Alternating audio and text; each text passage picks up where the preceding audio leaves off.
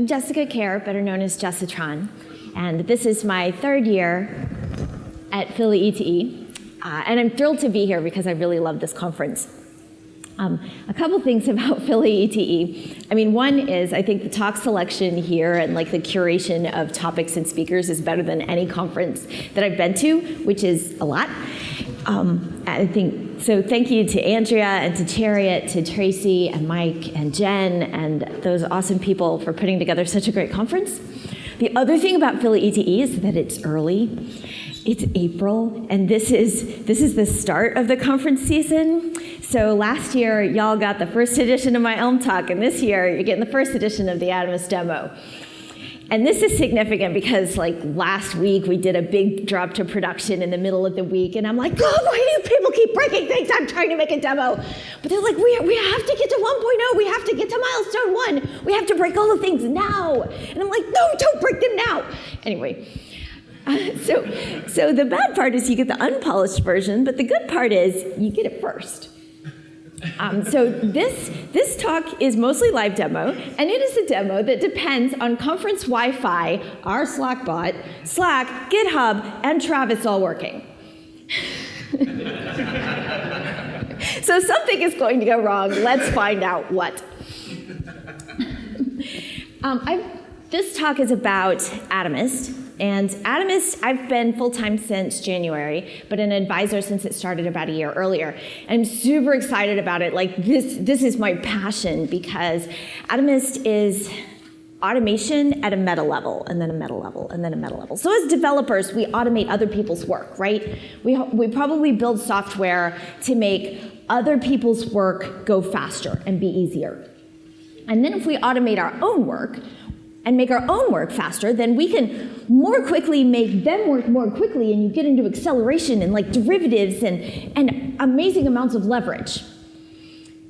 The catch is, our job is not to make our own work faster. Our job is to make other people's work faster.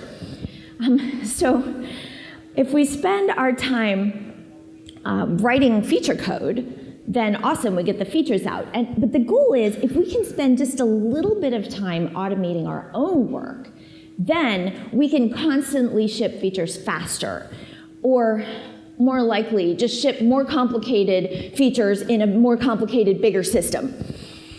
Because every time we make development easy, the standards go up, and it gets harder again, and harder in like deeper, more complex ways. Remember when Rails like made everything super easy, but then the definition of everything changed rather quickly? So now we're working in distributed systems, and you've got a choice between a monorepo or a bunch of overhead.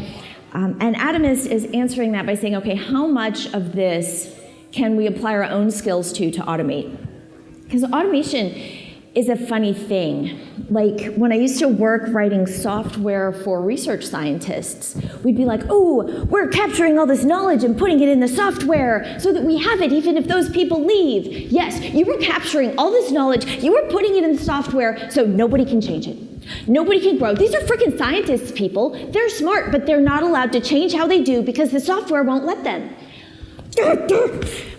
So automation can be acceleration, but it can also be ossification, unless you can change the software. And that's why development automation is tremendously more productive than any other kind, because we can automate our own work and we can tweak that and we can constantly improve it. And Atomist is about making a platform to make that a lot easier. A service and some open source stuff, and I'll show you some stuff. First, if we're going to talk about development automation, we might as well demo this with some development. So let's do some development. Here is my demo application. I wrote this in Elm on Sunday. And this is a sad little survey wherein you get to pick some kitties. No, you get to pick one kitty and push vote. And that goes back to the server, and the server reports that you voted for the same kitties. Excellent. And we can vote for Computer Kitten. Okay. But the thing is, it's supposed to provide like lots of surveys, right? New survey, and it keeps failing and going to the fallback kitties.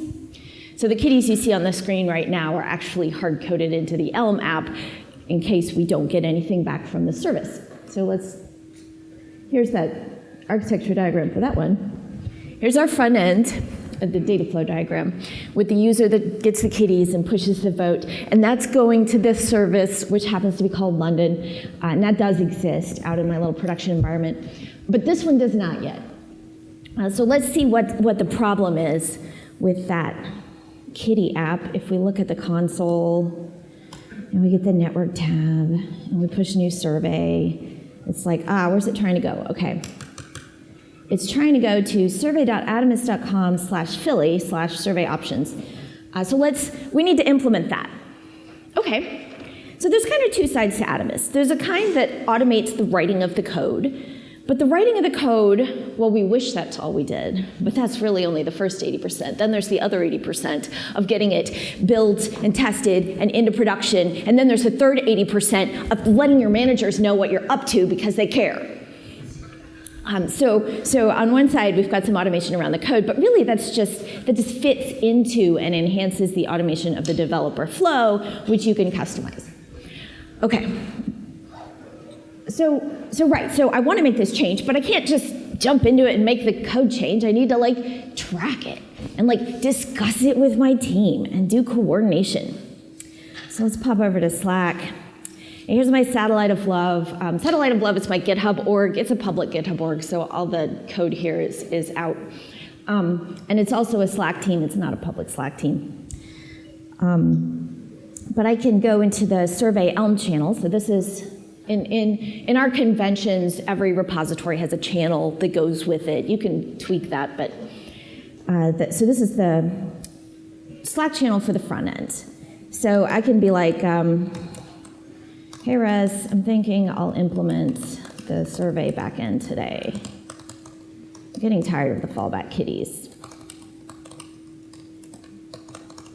And Russ can pop in, and we can discuss this and decide is it a good day to implement that, or is something going on that I should work on? Is that gonna wait.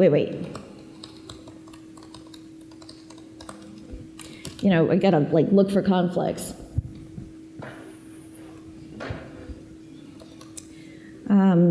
Yeah, and then once I decide to work on it, we can.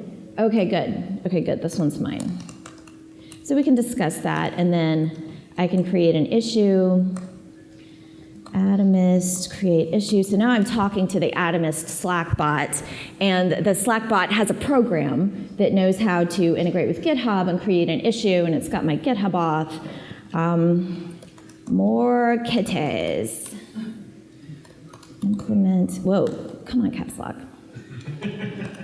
I'm not gonna scream in the body, too. Okay, so I'm gonna implement a survey options service.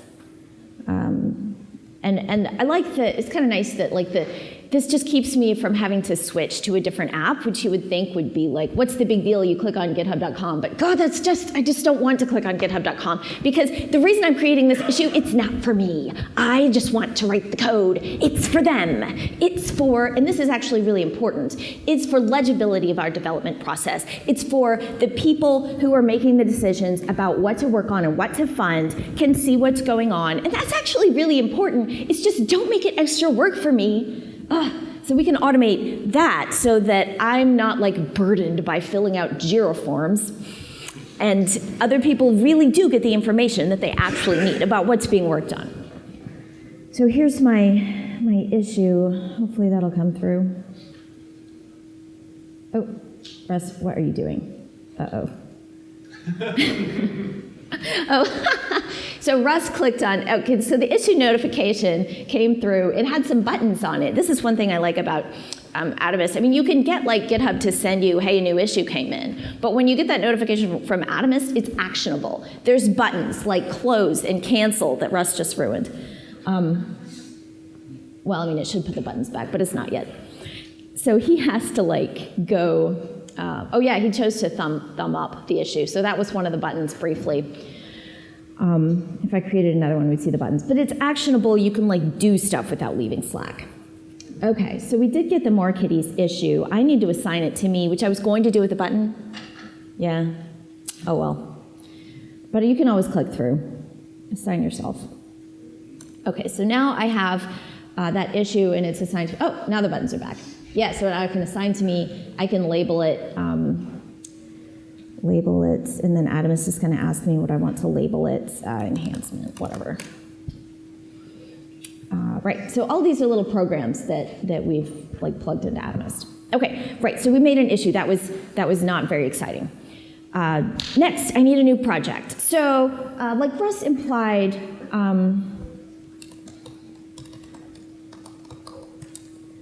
that we could add it to an old service. And at a lot of places that I've worked, I would be really tempted to add it to like the London service that tracks the votes, because that's easier. There's already code there. It's easier to add code. But that's like a negative incentive. So here's where the automation doesn't just make what you already do faster. It changes what you do. Because I'm not going to add it to the existing service. I'm going to create a new service so that I don't create loops in my data flow, so that I don't conflate writes with reads, because votes are like infrequent but super important to not drop. Whereas, hey, give me some kitties, yeah, somebody can retry that, whatever, and they can hit it more often. The considerations of priorities there are very different. So I do want it in a different service, and Atomist is going to make it easier for me. Okay, that's a little Thunder Cougar Falcon Bird, so how about part of that?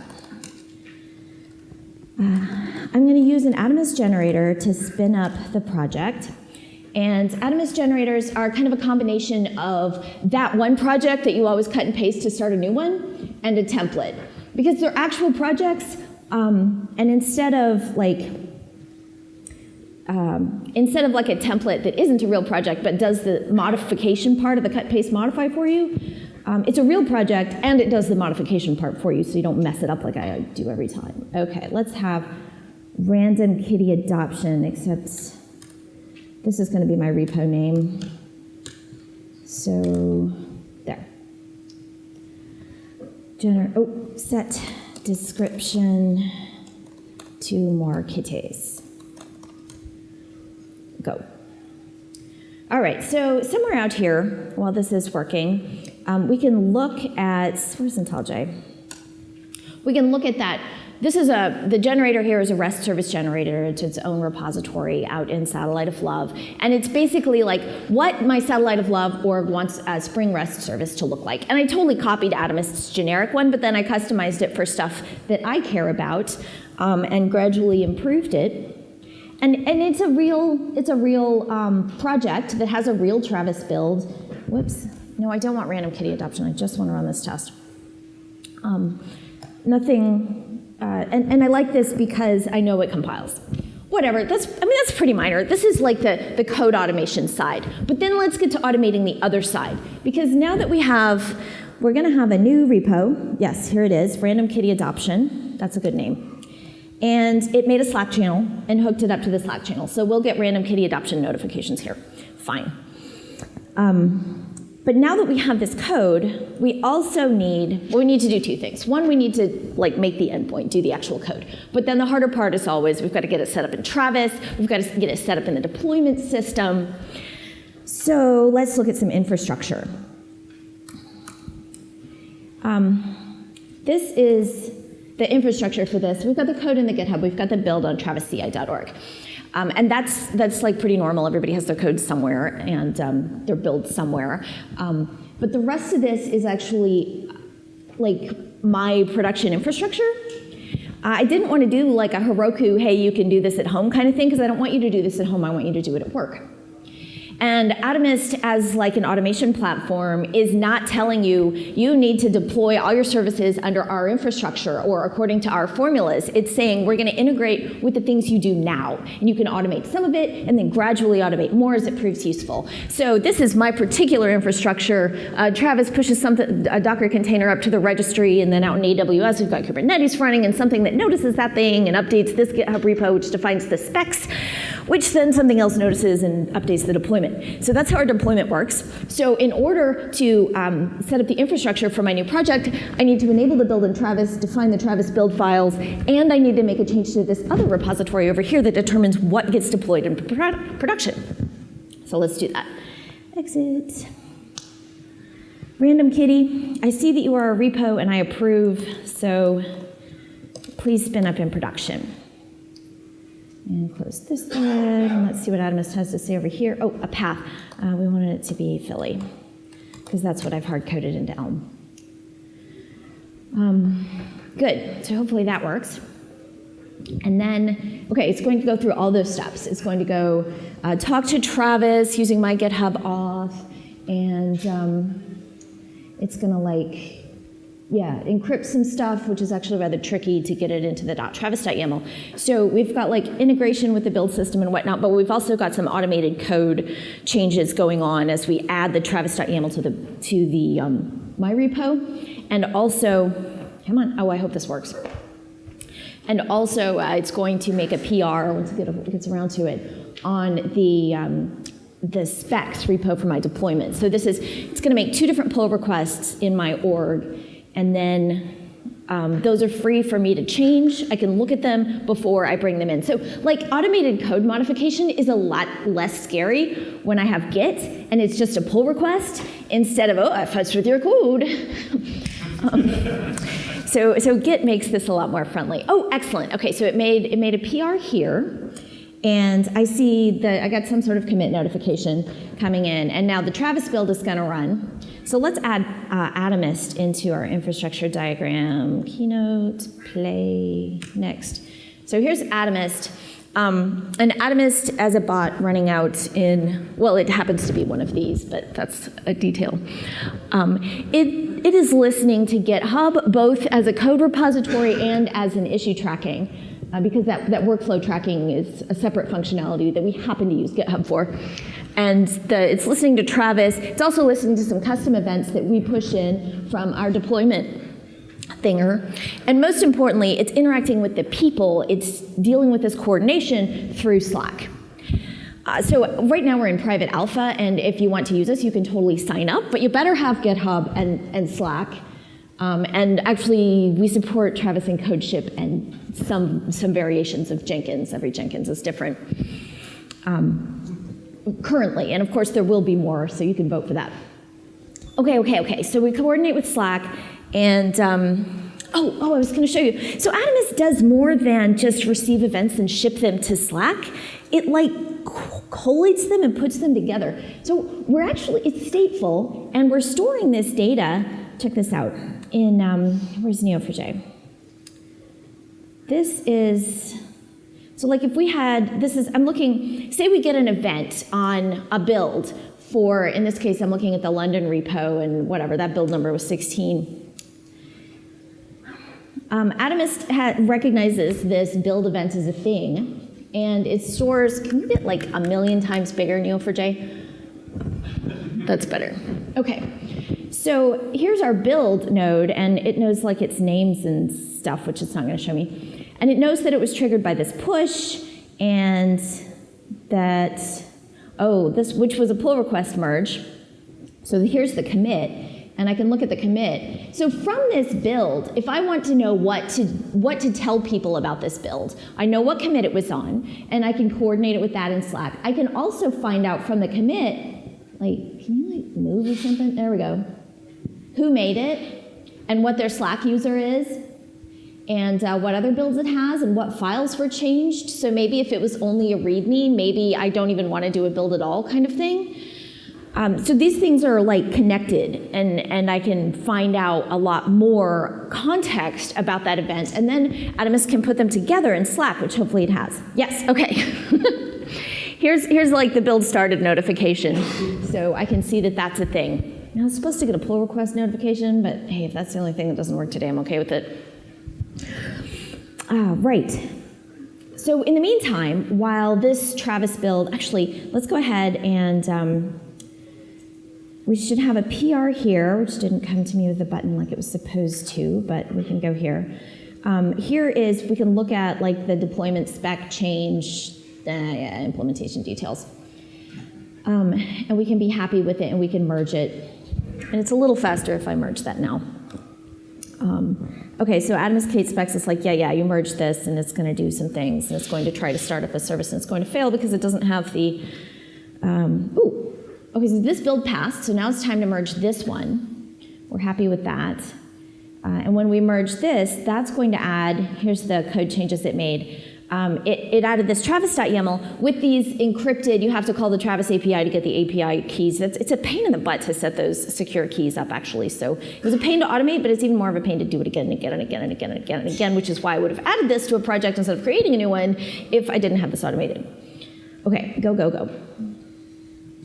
Having done that, that's going to make it easier for us to add a new endpoint. So we have, we can pull down that project, get random kitty adoption. This is just a bash function. So that clones my project. Oh man, what is it? What did I call it? Random kitty adoption. Oh, I think I need to tell it that it's in Satellite of Love. Got it. Okay. And we have like our generic, oh man.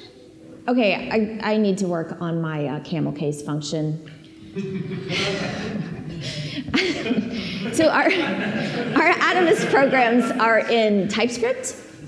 We call them rugs. Rug is like the library that you use to write TypeScript programs to tell Atomist what to do. And I really like TypeScript, but the problem is it's JavaScript. And my JavaScript is terrible, as you can see, because I totally cut and pasted the camel case function off Stack Overflow, and it is not working. Okay, so random kitty adoption, we're going with that. And somebody should tell JetBrains that like mono repos are out, and I want to do project from existing sources like 1,000,000 times a day, and it is entirely too many button clicks. Random kitty adoption, open. Ready? Ready? 1, 2, 3, 4, 5, 6. Okay. I don't know why they have that many screens. I never change anything on them ever. All right, so while this is indexing, our objective here is we've got a service. The Travis build runs any day now. Okay, so we merged to master. Now master is going to build, and once master builds, it's going to go into the deployment system and be picked up by that. And also, see, instead of like being spammed by GitHub says this and Travis says this, and it's all like interspersed, it's all in one place, it's coordinated because the events know about each other in that cool graph model. And the deployment events will also get coordinated, and this message will be updated instead of continuing to spam. Eventually, after the build on master completes, which takes forever because it doesn't have anything cached, so it's got to download the world. Meanwhile, we want to add a service we want to add like an endpoint because it doesn't have anything. It just has the Hello World controller.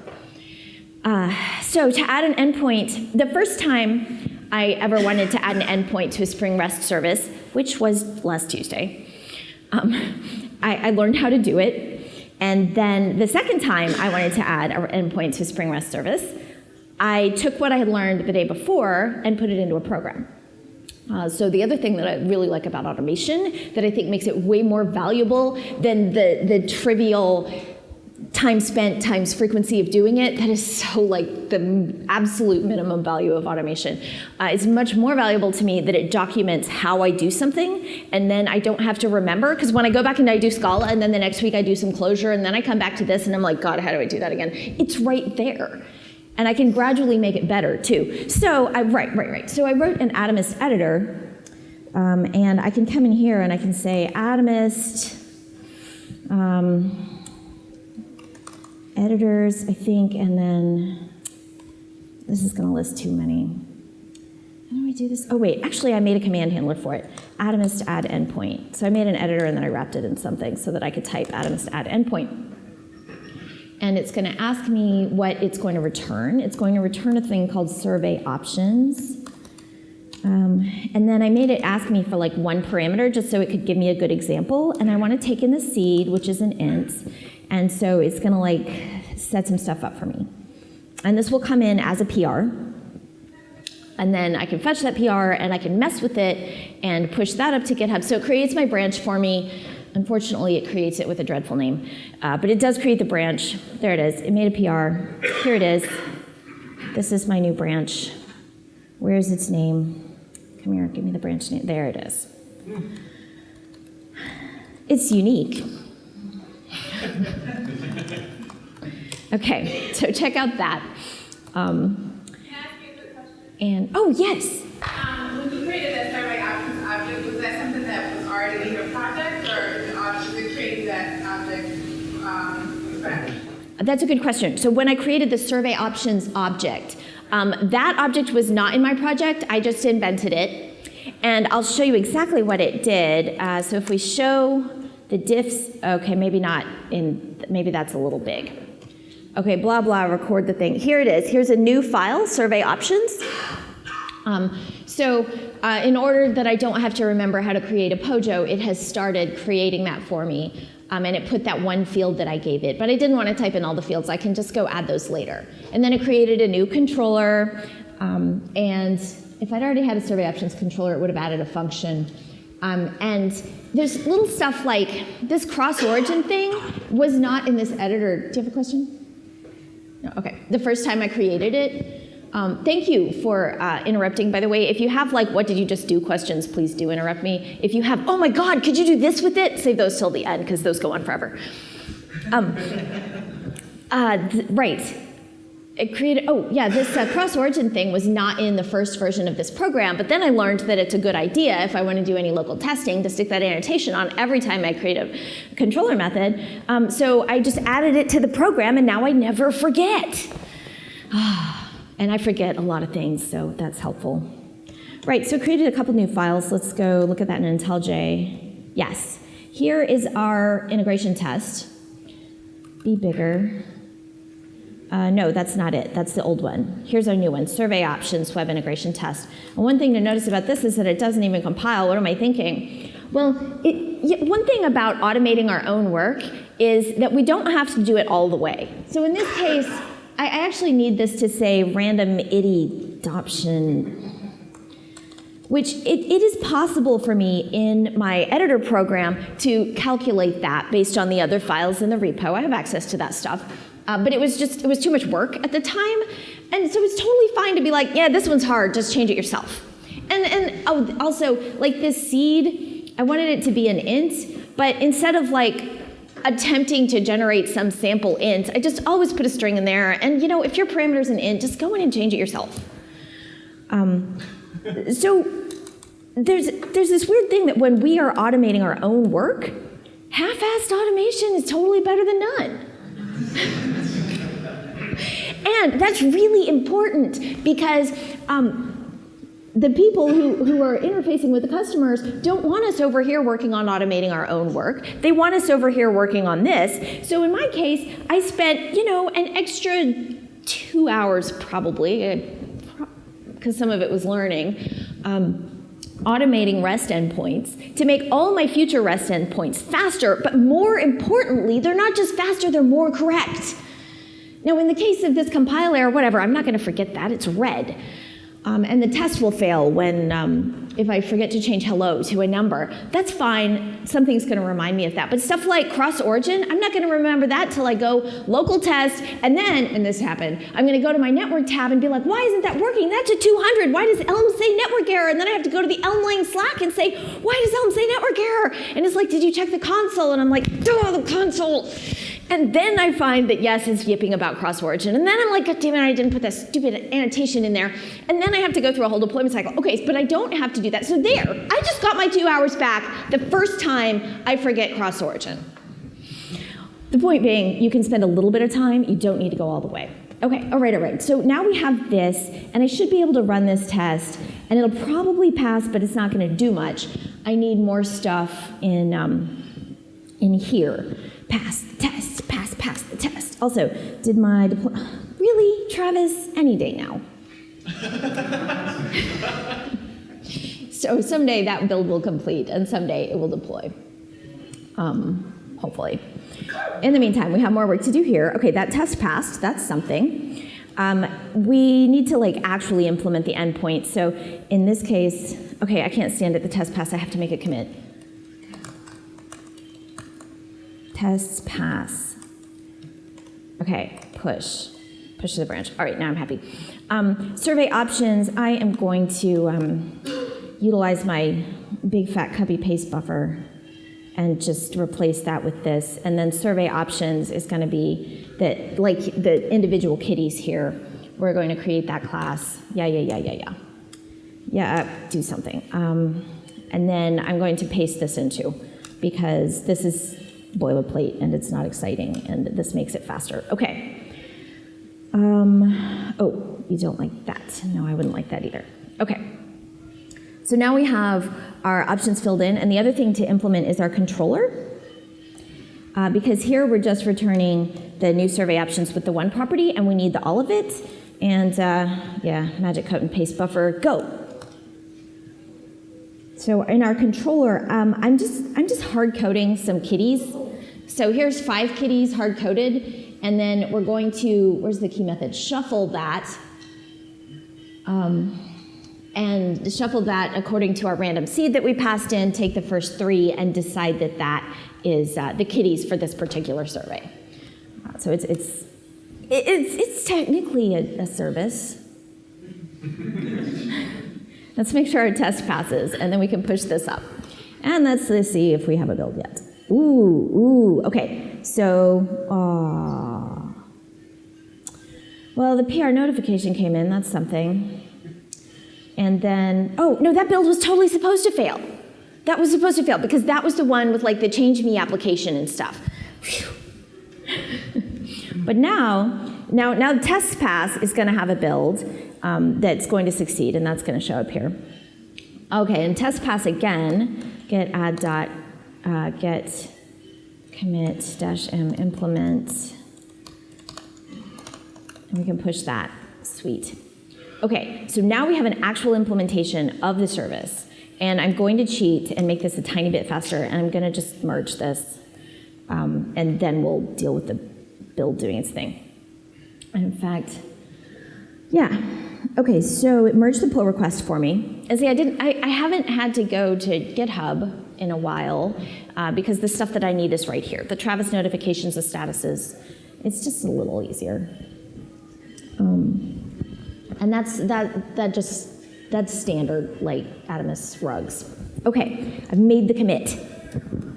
While this is building, I showed you like the cores, how that learning got embedded in my code. There's more stuff in like the Travis build specs. And there's another one that I wanted to show. So one thing that I learned while I was doing this is one of my services, the test just started failing, and they're like port number in use, port number in use. And I'm like, and I Googled it, of course, and somebody on the interwebs say, hey, you should use a random port in your web integration tests and not a defined port. And I should contribute this back to the generic Atomist Spring Boot generator because so I'm like, okay, well, I learned something. I put it in my one project that was failing. I had it do the random port and push it up, and sure enough, the build passes. So then I'm like, okay, I need to spread this knowledge to the rest of my organization. I just learned something that can benefit it. So one thing about that cut and paste service, or that template that you might use to generate a new service, it's like one and done, right? You cut and paste it, and then somebody comes back and if you're lucky, they improve that service somehow, but you don't get those changes. Well, I have that opportunity with the code automation to spread those improvements around. So I made a little program. Once I saw that it worked once, I made a little program, an editor, to make that modification. And I'm going to show you, I'm not actually going to show you my version. Where did I put that? That is in with the generator. It is in, oh no, I'm over here. It is here. So let's open this in VS Code because it's better for TypeScript. So I'm going to show you the TypeScript program that actually Rod Johnson modified to make it look prettier. Okay, the Atomist programs, I have a slide for this. So here's how Atomist works. Oh, first the slide says, this is the part that you care about that is general to Atomist, and that other infrastructure is just mine. Plug your own in there. And here's how, a little bit under the covers, Atomist is pulling its programs out of a Maven repo that when I sign up with Atomist, I get like an authentication into a Maven repo that it can read. And I can publish using the rug command line. So the interfaces to rug are the bot in Slack and also the command line. The command line, by the way, is open source, and you can download it without signing up for anything. You can download it and write these little code modifiers, the editors and generators. You can do those entirely at the command line if you don't want Atomist in your Slack.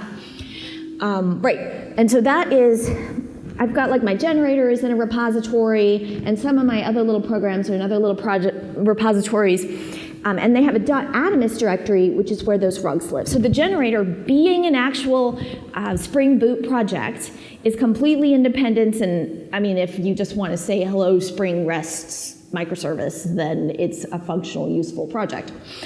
But then it has the .atomist directory is what turns it into something that we can spread around. Right, and so I get that, I do rug publish, that puts it up to Artifactory. And from there, I can also use the command line to like edit using other people's editors or my own locally. And also Atomist reads that and loads it in. So looking at one of those .atomist directories, where's VS Code? Here it is. Random kitty adoption, no. Workflow rugs, not yet. README, no. Where'd you go? Where'd you go? Code dot, try again. Oh no, I'm in random kitty adoption. That's how that got opened. Oh, my title is wrong. Hold on.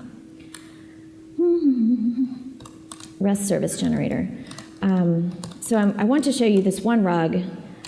Initially, I just made it using straight out, what's the file name, and search and replace. And Rod modified it a little bit to make it cooler and use some of our spiffy file parsing Antler grammar AST things, which makes it look cool. So if I open this in VS Code for TypeScript, then I go into the .atomist directory, and I see some editors here, and one of them is use random port. So this is the editor that, oh, no, go away.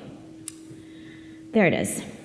So it's an editor that will make a PR on a repo. So here I've like added a description, and also I put that in the commit message that Atomist is going to share with the team so that I can run this on every project in my org, and everybody will get a pull request if they're still using defined port. And they can accept it or not.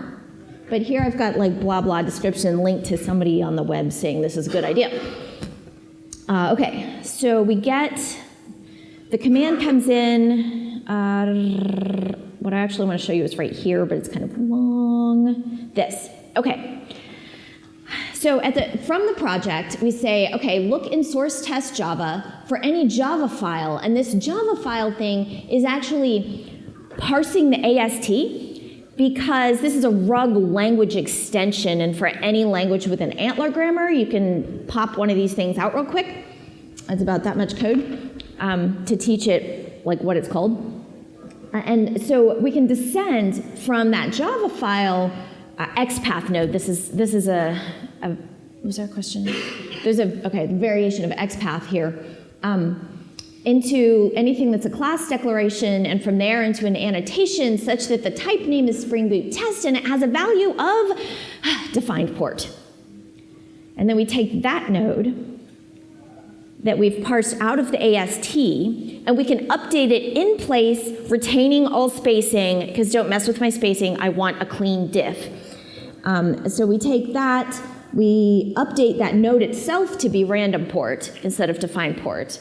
And then we take the file and we do just this other stuff. Yeah, I had to use like this REST template. Instead of this REST template, I needed this, here it is, this auto-wired test REST template. And I needed to add some imports. And these were all the changes that it took me to make that. Can you do this for repos with languages that don't have Antler grammars, like Scala or C++ or Scheme? If they don't have Antler grammars, you have three choices. You can write a parser for it in Scala. That's fun, right? That's my game with Elm, but mostly because it's fun. There's regular expressions, which, you know, you'd think that that's dirty and stuff, but I find I almost never need to descend into the AST. So far in my writing of editors, just straight search and replace or a regular expression in JavaScript, because you've got TypeScript, so you've got everything you can do in TypeScript to analyze the code.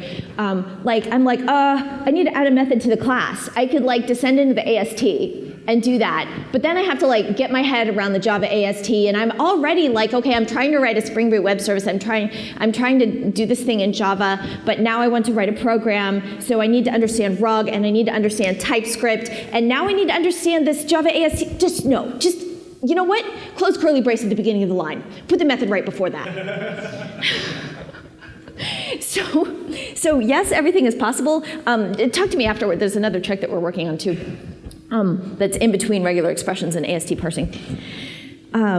But it's amazing how much really of automating, when you start like with your development process and you're not trying to like conceptually think about it too much, you're just like, I need to change, because you do this, right? I need to change define port to random port, I need to delete the REST template and put in the test REST template, I need to hit Alt-Enter to get the imports. You do that twice and you know what to type and you can put it in the program. So I've surprisingly rarely needed to. Like I implemented this with just search and replace, and Rod was like, I can make the AST express that better. So you have fun with that. So the options are there anyway. But this was a cool little piece of learning. So I put that, of course I changed, actually I ran this program on the REST service generator in order to verify that it worked. And once I can run it on the generator, then probably it's going to work on every project that was generated from that generator, because they're very similar. And if people have changed it, then okay, it's not gonna work, and they can just not use the PR, or they can modify it for what they need. It doesn't have to be perfect. It's still useful to spread that kind of knowledge. Okay, so that was one of the things. Let's see if that build has completed. Yes, look at that. Pod started. Okay, so this is out of Kubernetes. So we've got GitHub made the push, Travis made the build. And then we recognize the tag. This is also from GitHub. Release will like make a GitHub release if I push that, which I don't have staging in production. I only have one environment, so that doesn't do anything for me. And then Kubernetes has deployed the thing and given us that, and now I know I can test it. So here goes. Okay. I can't type there, it's too big. Oh well. Curl, https, survey.atomist.com/Philly. Because that was a path. Yes, hello REST microservice world. That's a good sign. Survey options, seed equals some number. Kitties, JQ. Yay! Okay, so now I know that I can test it because I got the deploy notification. Everything is happy so far. Let's see if this works. We're going to close this. We're going to refresh, which shouldn't matter. New survey. Oh, look, survey 5. Look, they're in a different order. That is a different kitty. Okay. Okay. So success. I actually finished that 15 minutes early. Which is fine. There's a lot more things that I want to show you. There's 2 more things that I want to show you. One was I talked about that CORS thing. Now, I implemented that cross-origin request everywhere, and that was great. And actually, it's totally necessary because currently my front end is deployed using GitHub Pages. But I really should stick this in a container and put it in my Kubernetes, and it should show up at survey.atomist.com. Once I do that, I won't want cross-origin request globally. I still need it for local testing, but I don't have to open it wide to the world, which I'm told is a bad thing. So far, I haven't seen anyone explain why, but that's okay. That's okay. I can take their word for it because some people know more about this than I do. So what I would like to do at that point is, I think I put this in that same place, I would like to restrict cores. And in order to do that, across all my projects in my repository, because I had the standard of just make everything cross-origin wide open, put the headers on. But now I'm changing my code standards for my organization. And I don't have a monorepo, so I can't do it in one giant search and replace all at once. But what I can do is write a program that says, okay, I've got a project, and I get all the files. And here I'm totally cheating. If it ends in .java, it's probably a Java file. And all I really care about is if it contains cross-origin with no restrictions, add this local host. And then put in like a nice commit message, because this is going to roll out to my entire org as a pull request, and this gives people the knowledge and information they need to choose whether to implement this new standard in their project. And I'm not just sending out an email, new company policy, everyone must restrict cores. No, I'm doing the work for them. That's where automation gets powerful, because it can like another way it gets powerful, it can like smooth the interactions between people. It's like every time I get a pull request comment and somebody's like, you should really change the spacing on this, or I don't like your name, I'm like, if you care that much, freaking change it yourself. So in this case, as a security architect person, I do care that much, and I'm going to change it myself. All they have to do is click merge on their PR. I could do that for them too, but I'm not that rude. So, not a security architect. Say that again? I said clearly not a security architect. Oh, right, I'm clearly not a security architect, exactly. As you can tell, I'm not a front-end engineer either, you can tell that from my app. Right, so I have taught Atomist how to do an org-wide edit kind of generally. And I can say, okay, I'm trying to implement this policy. I have written it up. It's in REST Service Generator. And it's called restrict cores. Here's another one. Oh, I did this also. I used this to change my Docker files because I realized that I was giving all my Spring Boost REST services 2 gigs of memory, but I wasn't giving my containers that much because really, hello world, you don't need 2 gigs. So I just rolled out a Docker file change to say, if you're currently using 2 gigs, how about 256 megs? First I did 256 gigs, but that didn't help. So then I rolled out the change again. Okay, so see if you can do this. Okay, so here, what Atomist is doing is it's using that graph. It's using that graph database. It's saying, okay, you ran this command in this organization. I know about these repositories in that organization, and I know how to run an editor, so I'm going to run it on every one. And hey, random kitty adoption just got a PR. And yes, and it ran successfully on that one, and it's going to go through, and all the other ones are going to get a PR. Now, totally in the later category is being able to aggregate and report on how many people have accepted their PRs or made comments about why they didn't. But the information is there such that, I mean, I could do that. I could write that in the graph, actually, such that we can roll the information up about what is compliance with this new security policy without adding anybody. Nobody has to give a status report. It's right there in the code, and we can look at it. Dun, dun, dun. Well, it didn't work everywhere. Something went wrong. And I'm not going to, The first rule about live demos is when it doesn't work, stop. But this is fine. Look, I totally got a PR. Where'd my PR go? Here it is. I can look at my PR, I can see when its build passes, and I can merge it. I'm not going to merge it because I'm still on GitHub Pages. But it's there, and London got one. Atomist Kate Specs is just getting, hey, you deployed a new thing, or you built a new thing. Awesome. Okay, one more thing. And this is, I've shown a lot of the automating of the writing code because frankly, that's my favorite part.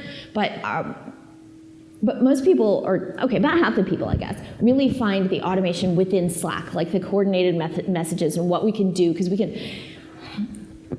I worked at Stripe most recently, and Stripe is totally awesome. And they have an entire team called DevTools dedicated to making the development experience better, to implementing Jira. Oh, did I just say better?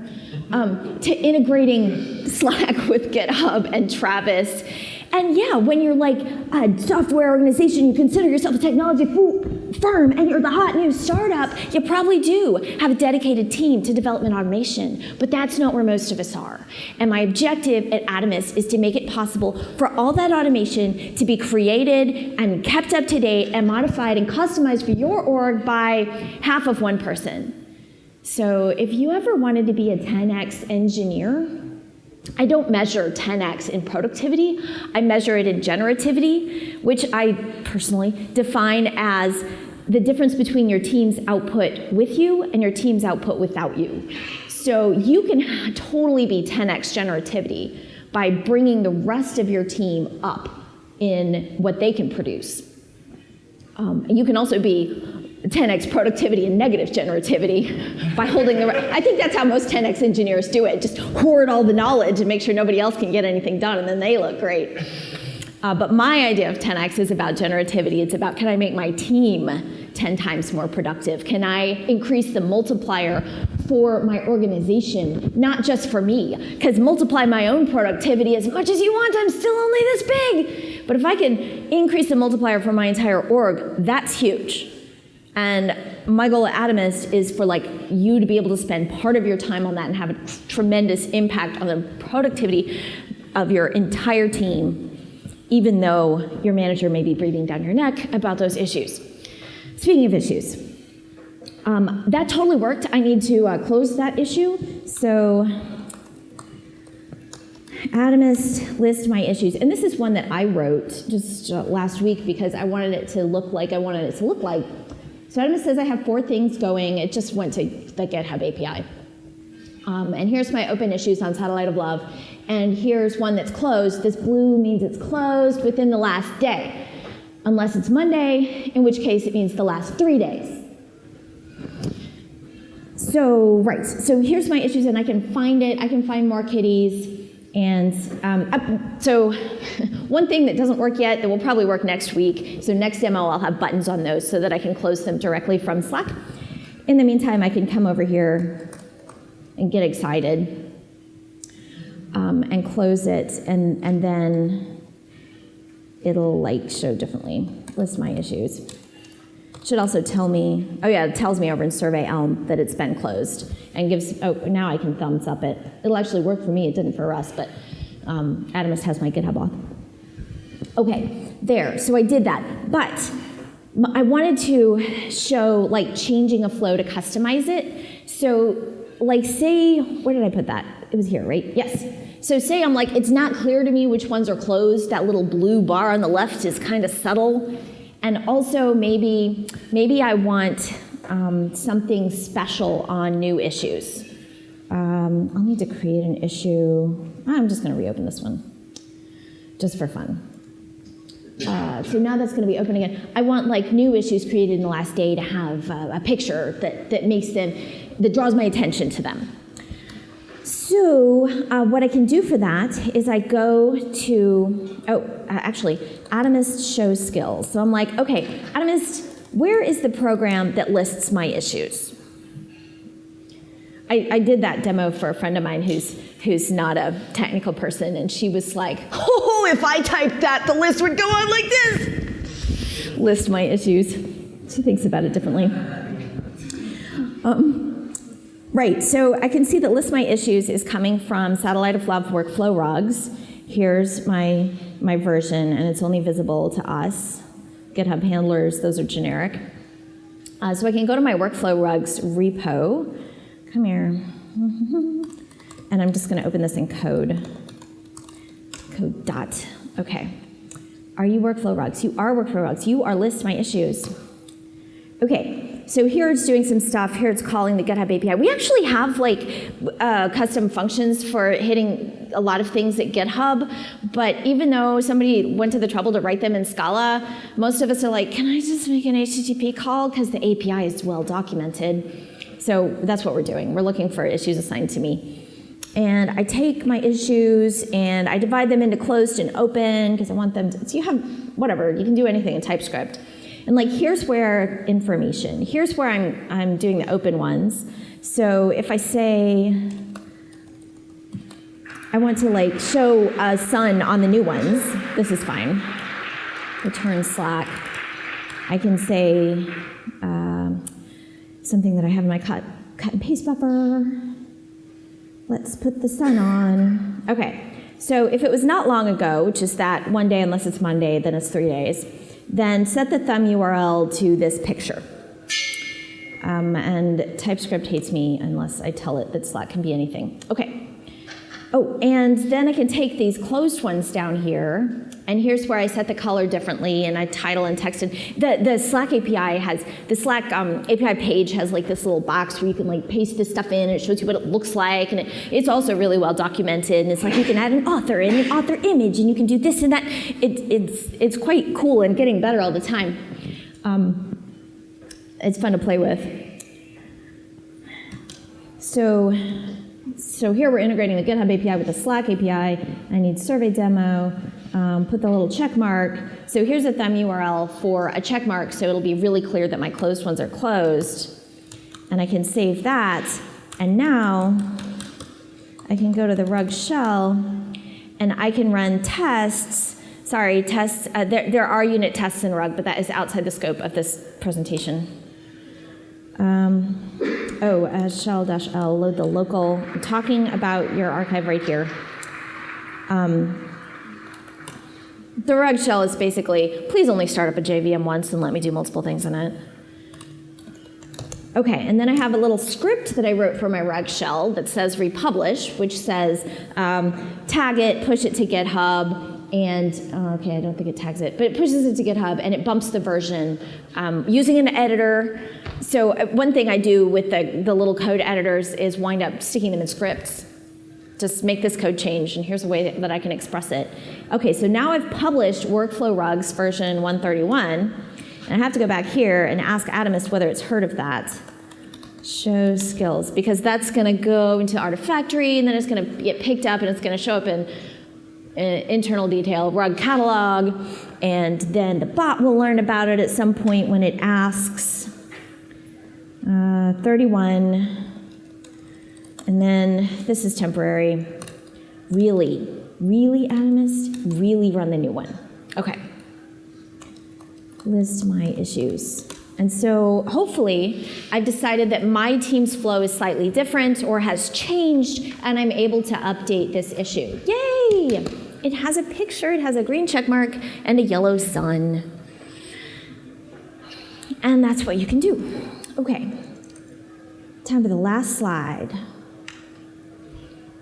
So if you find this stuff interesting, one, talk to me. Tell me what you found compelling, what you would have found compelling if I'd only shown you this one thing that's obviously incredibly useful.